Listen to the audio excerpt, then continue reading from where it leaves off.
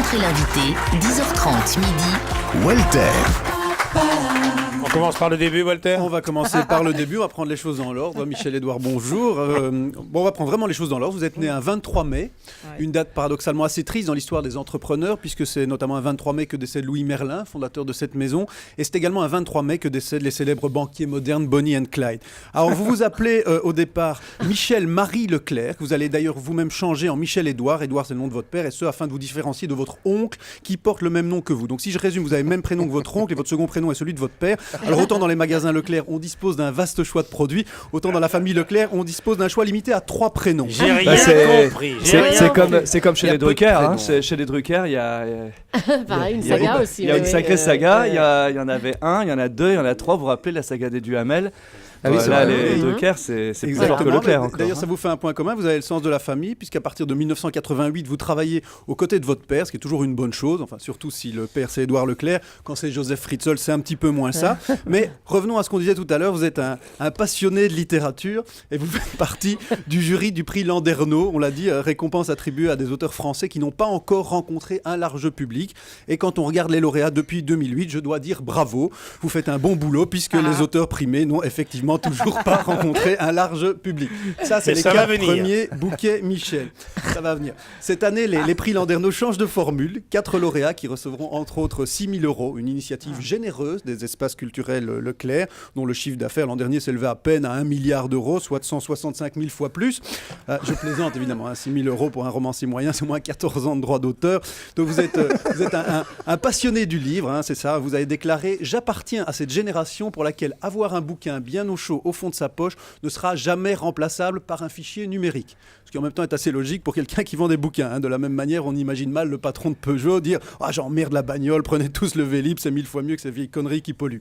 Non, je pense que je ne vais surprendre personne, Michel-Édouard Leclerc, si j'affirme que vous n'entretenez pas particulièrement les vertus du silence et de la discrétion médiatique. Hein. Toujours à la recherche de nouveaux amis. En 88, vous dénoncez le financement illégal des partis, une position aussi populaire dans le monde politique que peuvent l'être les tests antidopage dans le monde du cyclisme. Et au fil du temps, Michel, vous pouvez préparer les fleurs, au fil du temps, donc, vous imposez de plus en plus comme un as de la communication, un homme charismatique et un adversaire redoutable, ce qui fait de vous un peu l'équivalent de François Bayrou. À la différence évidemment que vous êtes un as de la communication et un homme charismatique et un adversaire redoutable. En général, ça flingue après les fleurs.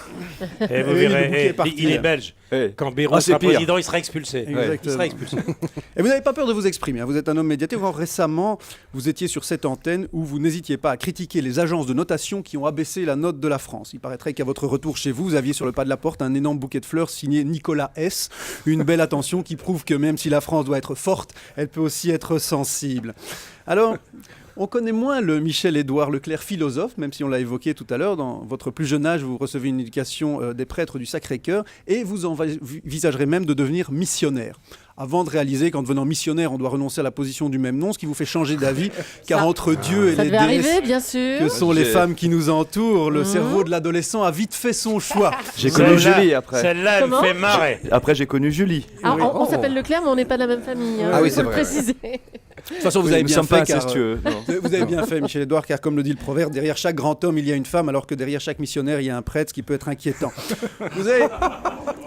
Vous avez ensuite obtenu une maîtrise de philosophie et un doctorat en sciences économiques. Autrement dit, après des années à vous demander être ou ne pas être, question complexe dont la réponse n'est pas simple, vous avez changé la question en avoir ou ne pas avoir, question dont la réponse est évidemment avoir.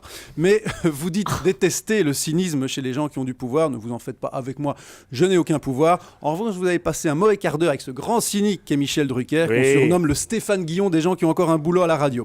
Quoi qu'il en soit, nous sommes honorés de vous recevoir ici, Michel-Édouard Leclerc, puisque tout le monde vous aime, surtout Michel qui de toute façon aime tout le monde. Bienvenue parmi nous. Voilà.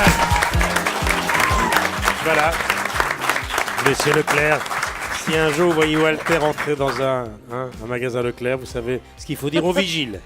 La porte. Toutes les caissières se précipiteront vers lui, ils le confondront avec un acteur de cinéma, avec...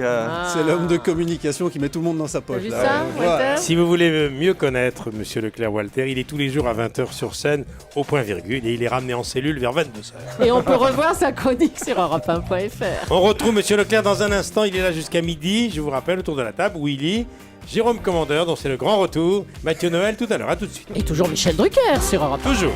Et encore.